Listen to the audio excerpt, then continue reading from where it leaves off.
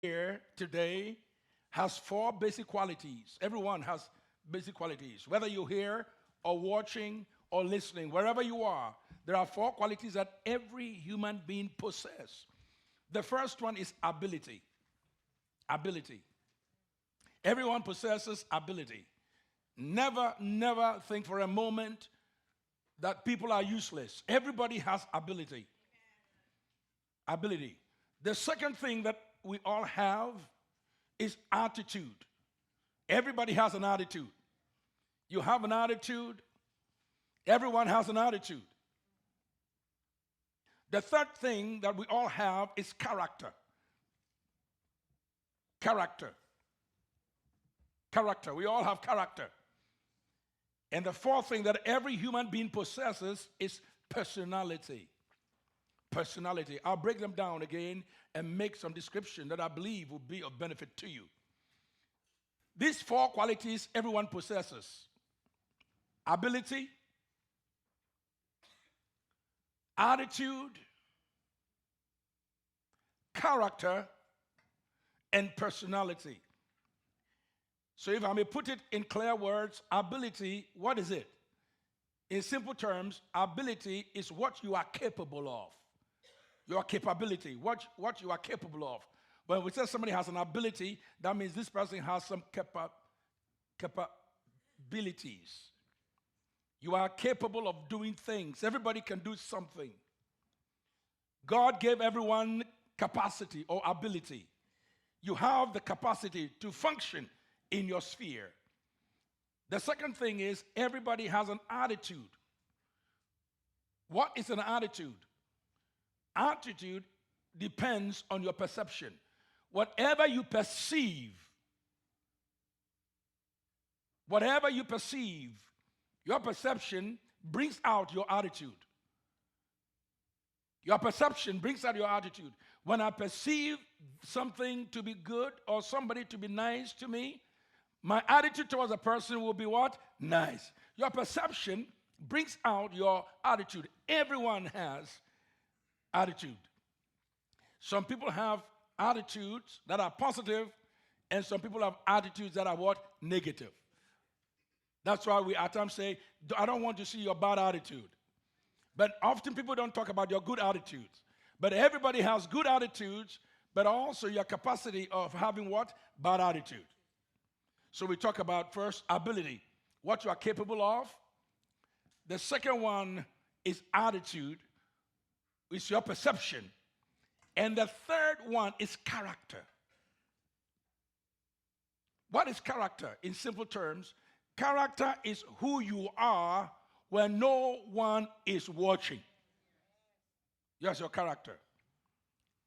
That is your character. So your true character is not demonstrated or portrayed outside.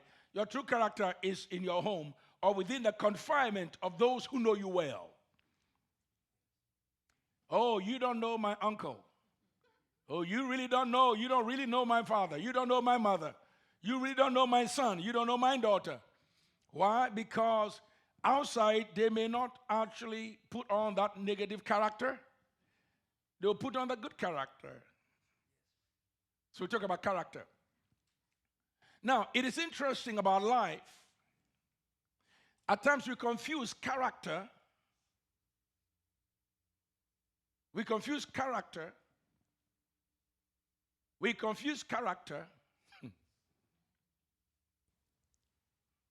with reputation.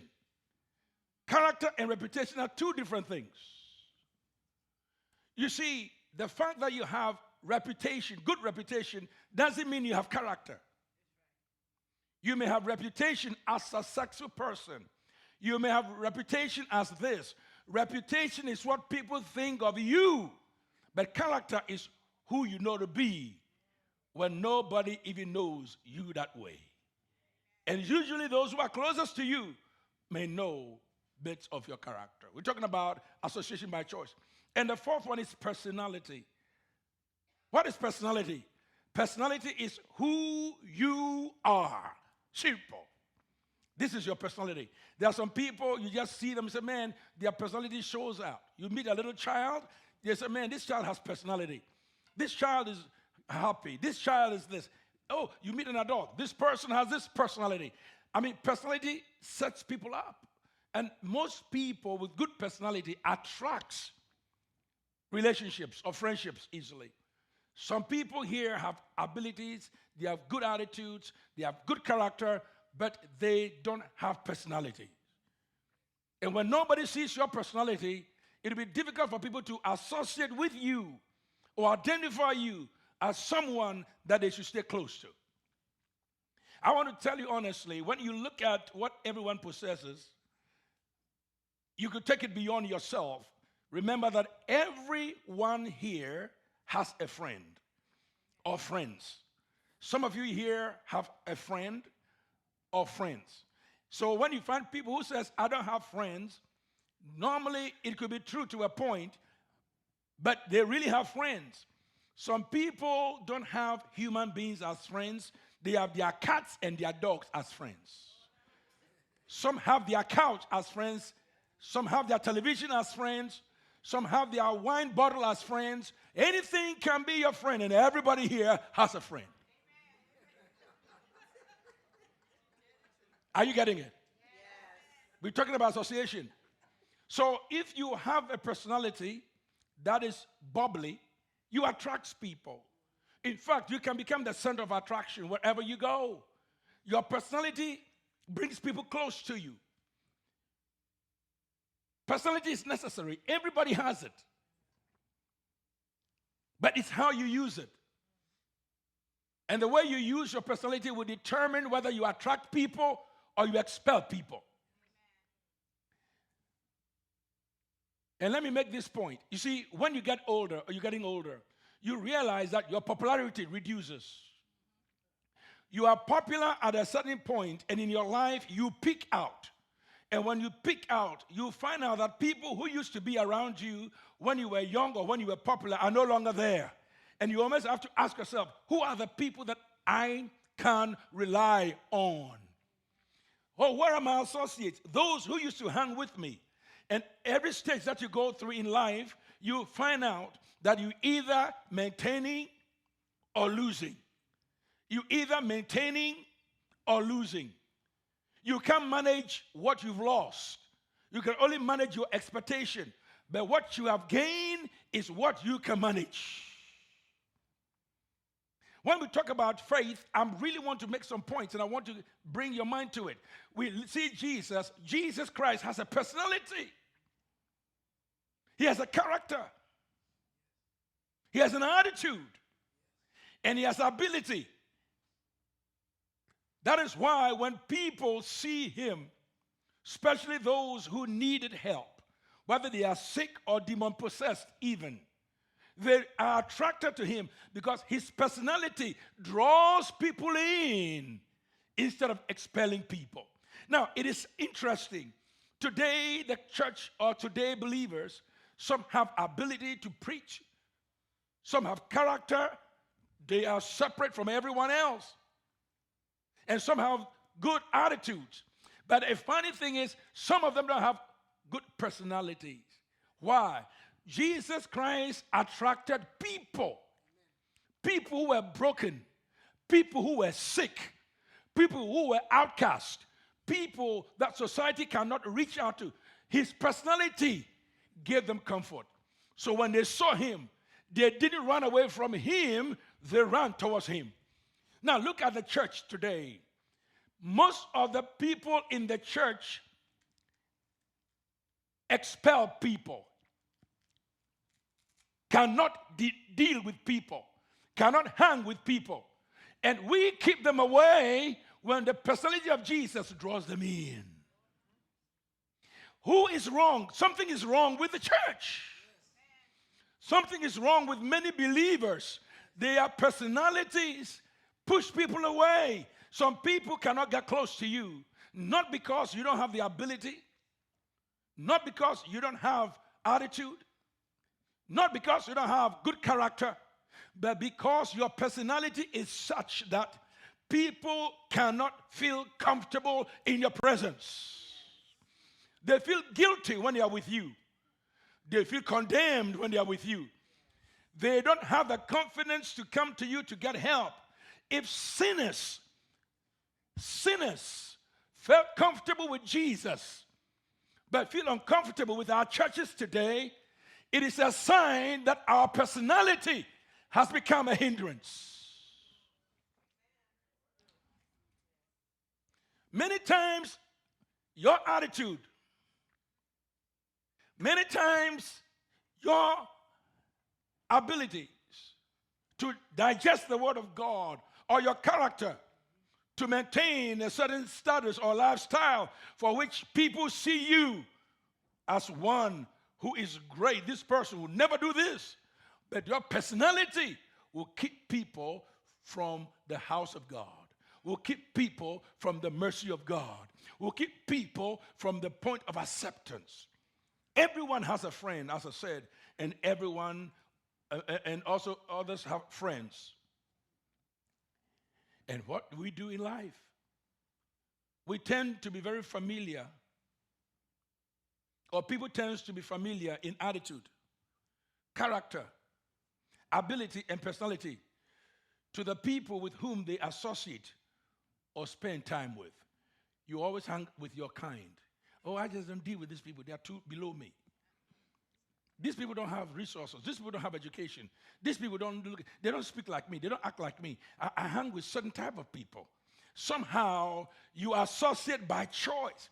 And your association keeps certain people who are supposed to be close to you away from you. Why? Because you deal or you stick with your kind. Isn't that what it said? That like-minded people act the same? You think alike? The reason why this is my close friend is because we think alike. We get along so well. Relationships are built around think alike or feel alike. You deal relationship or you build relationship based on your what? Comfort. Haven't you heard that saying, a man is known by the company he keeps?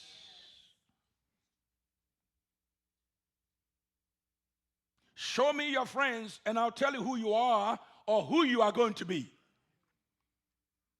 So it is very important for us to know that we associate not by force in any way, but we associate by choice. So that when somebody is around you or you're around people, concluding yourself that I am around this person, not because they force me to, but because I want to.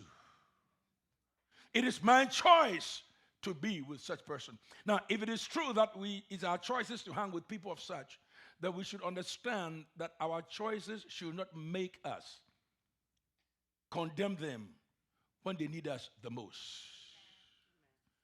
Some of us accept people as long as they are perfect. We accept them as long as they are what we think they should be. But the moment the crisis hit, so you can understand what Jesus even went through. By association, he brought people to him, people that he could associate with. He came to those who need him the most. But there came a time when crisis hit, they all decided to leave him. And he turned to the 12 and he says to them, guys, are you also going to go? By association, when you are associating with people, you should take into consideration that good times will come and hard times will also come. Not every day is Christmas. Not every day is Easter.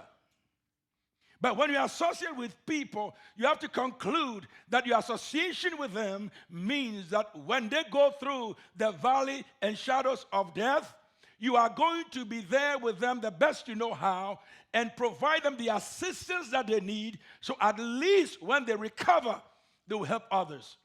Jesus associated with people by choice. He associated with them by choice. In fact, when they denied him, he even made a statement about Peter. He said, Peter, you are going to deny me. There's going to come a time, it's going to get rough. You will deny me, and you even use a curse word and let people know that you don't know me. But Peter, I didn't put a hook I just put in a word and you decided to follow me. So in our relationship, Peter, you're going to deny me. And let me tell you, Peter, before I die, the devil desire to have you and sift you as wheat. But I have prayed for you. In other words, I'm not going to abandon you when the devil uses you.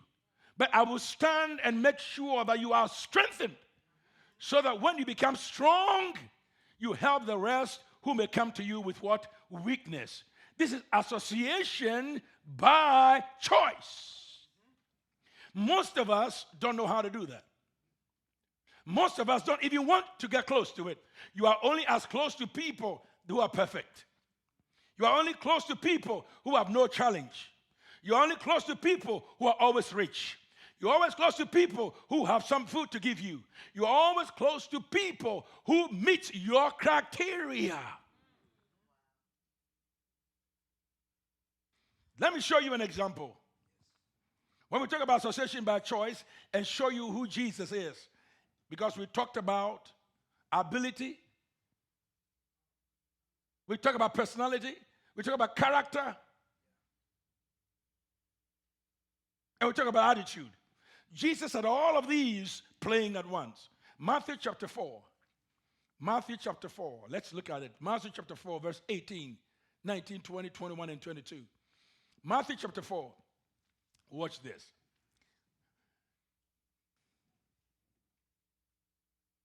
And Jesus, walking by the Sea of Galilee, saw two brothers, Simon called Peter, and Andrew his brother. What were they doing? They were busy casting a net into the sea. Why were they casting a net into the sea? They are doing their work. What kind of work do they have? They are fishermen. What did they do with the fish? They sell fish to make money. What did they do with the money? They take the money to take care of their families. Why did they take care of their families? Because they have responsibility to their families. So in short, Jesus saw two brothers who had responsibility to their families, who had obligations to their families, who didn't know him, who were not expecting him, who were not looking for him, and didn't leave their home that morning to say, hey, I'm going out here, I'm going to meet a man by name Jesus, and we're going to interact with him. No, that was not their goal. They left home not knowing what will behold them the day. But in the course of the day, they met a redeemer. They met a man, Jesus of Nazareth. Jesus of Nazareth, a man whose birth, if they are to tell you, is too complicated. His father, nobody knew. But he says his father is Jehovah God. Joseph, who claims he's a father, was denied by Jesus that he wasn't. Mary, his mother, wasn't married when she got pregnant with Jesus. And she got pregnant as a teenager. So this man's birth and life is questionable. But somehow he had grown to the point of doing things at the age of 30 and started calling people, literally interrupting their lives and building association. So here it says, walking by the sea, he saw two brothers, Simon, Peter, and Andrew, his brother, casting their net, for they were fishermen. Verse 19. Then he said to them, come on, what did he say to them? Follow me. Hey, come on, say loud. Follow me. He said what? Follow me. Now, he doesn't know them in the natural, but he knew them in the spirit. And he just asked them, follow me. He didn't ask them the question, hey guys, what are your names? Why are you here? Who's your daddy? Where are you from? He didn't ask them this question. He cut through the chase and he went straight to the point, follow me. Now, if somebody is to come to you and didn't ask you any question, go straight to the point, you say, man, this person has a bad attitude. This person has a bad attitude. Who do you think you are? Man, what kind of character, attitude? He walked up to me, he didn't ask me any question, and he was just telling me something nobody have said to me. You just come and hang with me. Who do you think you are? Wait a minute. Do you know me? That could be your answer today. Do you know me? Who are you? Who are you? Who do you think you are? Look at him. You don't know me, I don't know you. Look at him. And you tell him what? Come what? I don't know you. Do you know me? You tell me to come what? Follow you where? Aren't you the same guy that people are talking about you all over the place? Aren't you the one causing confusion in the synagogues? Hold a second. You know me? I don't know you. You got no father that we all know of, but we work with our Father. And you want to tell me, you want to tell us, brothers, literally trying to destroy our home? You literally want to interrupt our family structure? Do you want to mess out the organization which we call or leads us to inheritance? Can't follow me? Who do you think you are, man? Hold it. Hold it, bro. Hold it. Don't you go too far. Hold it. He said to them, follow me. And he said to them, if you follow me, I'm going to change your profession. This is what you do. This is what you know. This is a family business, and this is how you live to provide for your family. I am interrupting everything without saying it to them. You follow me, I'm going to change your profession, and I will make you fishers of men and not fishermen. Right now you are fishermen, but I'll change you from being fishermen to fishers of men. I will break your business concept into two. You are fishermen. You are men who fish. But I will break that. I will change that designation. You are going to be fishers, not of fish, but you're going to fish men. And this business I'm going to get you into, you have no training, you have no calling, you've not heard it before. In fact, you don't know anything about it, but that's what I'm going to make you. What a word. What an attitude.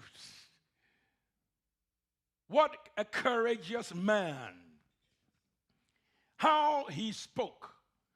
And when he said these things, immediately, the Bible says, they immediately. Say they immediately. Say it again. Say it one more time. They immediately left their nets and what? Followed him. That means for a moment, one statement, association has been formed. And he did not put any dagger. He did not put any pressure. He just said to them, come follow me. And immediately these guys left what they were doing and they started following Jesus. Immediately. No second thoughts. Immediately. You see, many of us have been asking God to reveal and do things in our lives. And the fact is, God has told you what to do all along, but you are not responded yet. Why? Because you are waiting for certain words that will agree with you to do it. That is your problem. God is not going to do what you like to do. He will do what he wants to do. And if you want God's best for you, then you will love God's very best in your life. He said, come follow me. And immediately, they left their nets and they followed him. They didn't go home to have a meeting with their family. So guess what? We met a young guy. We don't know him. He's 30 years old. He looks just like us. In fact, I think I'm even a little older than him. And I don't know him, but I mean, we've heard about him. This Jesus kind of guy. He's just walking all over the place and just causing much trouble. And he just came to us, and guess what he said to us? I mean, he just told us, just walk by the sea, and he saw us, and he says to us, hey, you come follow me, and I'm going to make you fishers of men. Daddy, this man literally want to destroy our business. And we left everything, and we started following him. There was no discussion. They left everything, and they followed him. You think Jesus would stop. By this time, he's got two guys who have joined his association, and they were hanging with him. And as he went further, look at something he says in verse 21. Going on from there, he saw two other brothers. He saw what? Speak loud. He saw what? Two other brothers. Their name, what is called what? John, the son of what? Zebedee, and what? John, his brother. They were also doing the same thing. What were they? In the boats with Zebedee, their father. They were literally with their father. He ignored protocol. What audacity. He destroyed. Protocol is just to talk to the father. Hey, guys, sir, how are you doing? Man, are these your boys? Man, I like them. I don't know them, but somehow they're my age group, and I can't hang with them. He ignored the father. He went straight to the point. He saw them mending their nets, and he called them. He called them. Come on, talk back to me. Say it back. Say it again. Personalize it.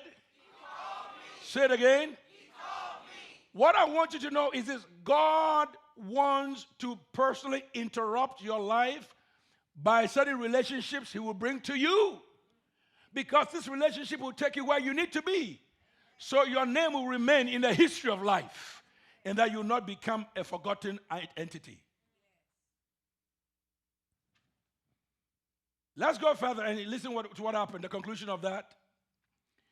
And immediately, everyone say, and immediately. Say it again.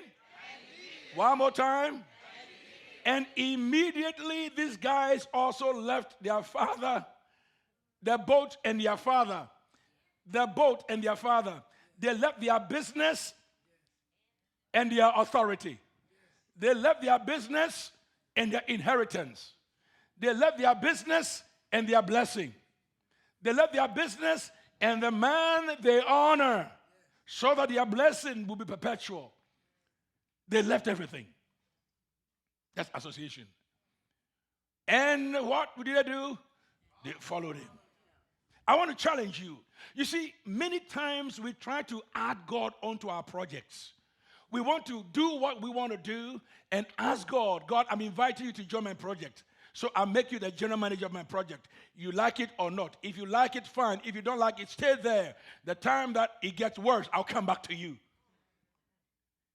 Many times, God will test and he will bring certain relationships into your life to give you the opportunity as a hand up to take you where you need to be. But if you are waiting for a perfect relationship, you will never, ever find one. Never find one. The people you call your best friends when you were young, they are either moved to different states, they are dead, or they even don't know where you are. And should you meet them, they may not be the same people you know, because their lives have what? Changed. So with time, God is changing your life by giving you a position or taking you on a journey or giving you a place called destination, which is your destiny. And he will bring people into your life to carry you there. But many times we cannot see it or feel it or acknowledge it, so it becomes the blessing in our lives. These guys left everything and they followed him. What are the lessons we learn out of this? The disciples were already engaged in their family business. The family business is very profitable. They make money. Jesus didn't convince them. He just asked them to follow him. And they left everything, including their family inheritance, to follow him. He didn't promise them of return. He did a promise of return later in their journey. But the immediate thing he told them is this: you follow me, I'm going to make you fishers of men. He did not negotiate with them how much they're going to make. He didn't tell them what their future is going to be like. He says, I will make you fishers of men. And the truth is, they had no idea what he was talking about. And what did they do by choice? They associated with Jesus because somehow they wanted a change in their lives. Let me make this point clear, because I have deeper things to share. You have to choose to associate with people who are going somewhere. Choose to associate with people who have visions and dreams.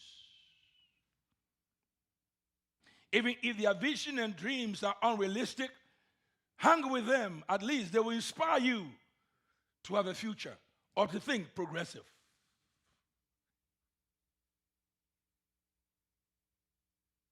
Choose the people you want to hang with. Choose to associate with people who have passion, who are also goal-oriented. You see, association is not force. Association is request, opportunity, or designated assignment that you can choose to be part of. Oh, I just like this person's passion. I don't care how down I am, but the moment I get around them, I feel inspired. They lift me up. Somehow they say things to pick me up. They say things that reminds me that my age is not a factor. My handicap is not a factor. My education is not a factor. My weakness is not a factor. They always speak things to encourage me, to remind me that I am still going somewhere. And if I can hang with those people, I can get there. There are some people, no matter what, good times or bad times, they always smile. No matter what happened, they have hope that the sun will shine, that the rain is seasonal, that drought is seasonal, that winter is seasonal, that the storm is seasonal, that the hurricane is seasonal, tornado is seasonal. They know somehow that if I am with these persons, I just like the association. I love their company. What do you like about them? I just feel encouraged and inspired when I'm with them.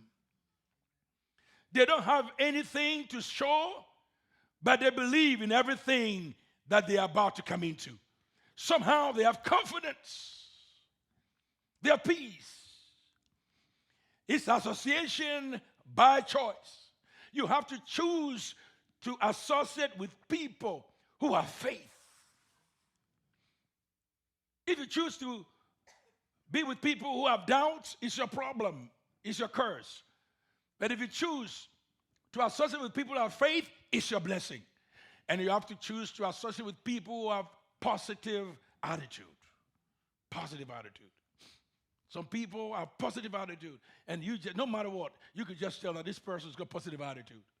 Some people's attitude is not good. Some people's attitude is what? Positive. If you have the chance to choose people whose attitude is positive and people who have faith. That when you go through crisis, they'll be able to pray you through or help you overcome your obstacles and challenges. Spend time with people.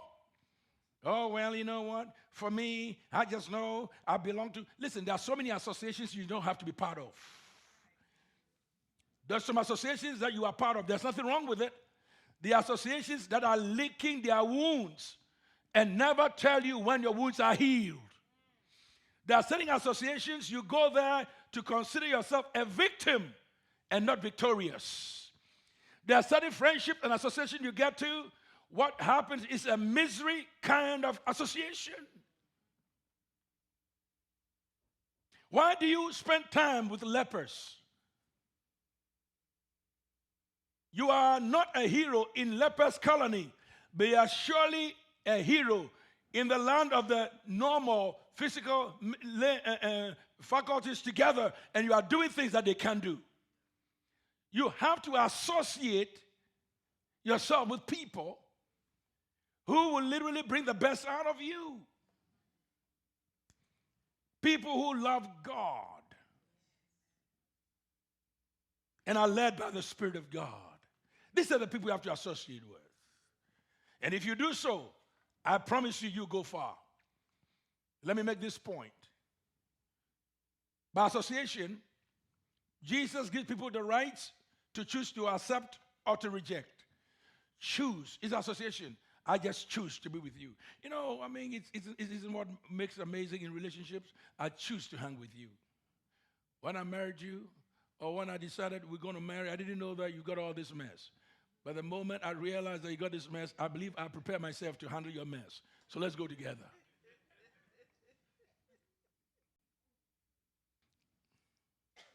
by association. You see, you remember that when Jesus told Peter that, Peter, you got to deny me. The cock will crow 3 times and you deny me. He denied it. But when it came critical, and Jesus Christ was actually about to be taken away, and the people have assembled, they were together, and the question was asked, hey, this is one of them. Peter was denying the association. Why? Because he saw that the one who had confidence in him, even though he knew he was weak, he was trying to save his skin. So he was jumping ship before time. But Jesus was led by the Spirit. When you are in association, that is good one, you go further. And let me just tell you, if you have to choose, which you have to choose, be careful not to choose the wrong people or associate with the wrong people. Don't associate with people who are divisive or jealous. If you choose to hang around people who are divisive and jealous, it's just a matter of time and they'll turn on you and eat you alive. Don't be associating with people who are gossipers and slanderers. Because if they have no meal, they'll eat their own flesh. And you be the flesh they eat on the table. Don't associate with people who are gossipers and slanderers.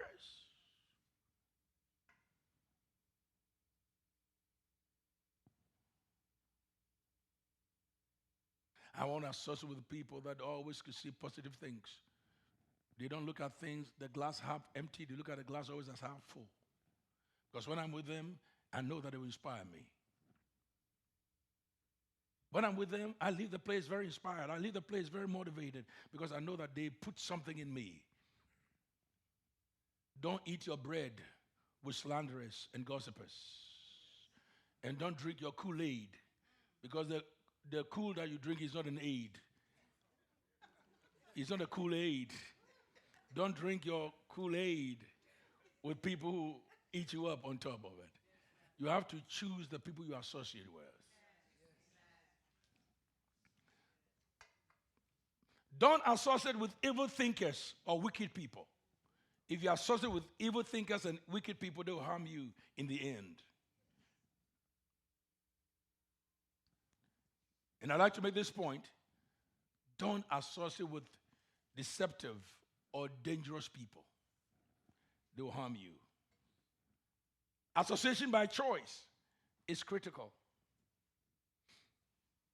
Don't associate intentionally with liars because they will mislead you. Choose your association and choose it carefully.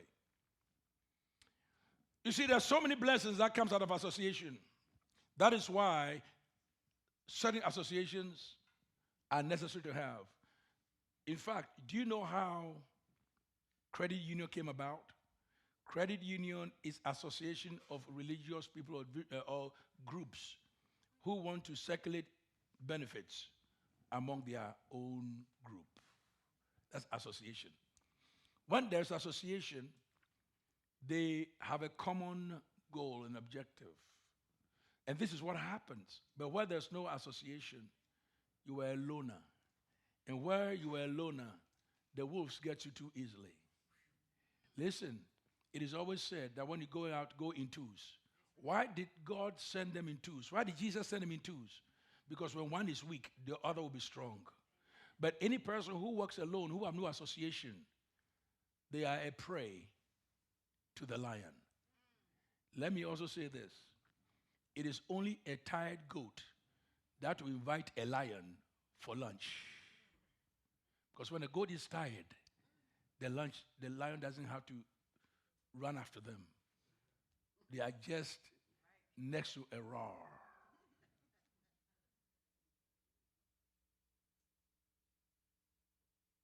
Association is very important. You need it, I need it, and we all need it. And you should associate by choice.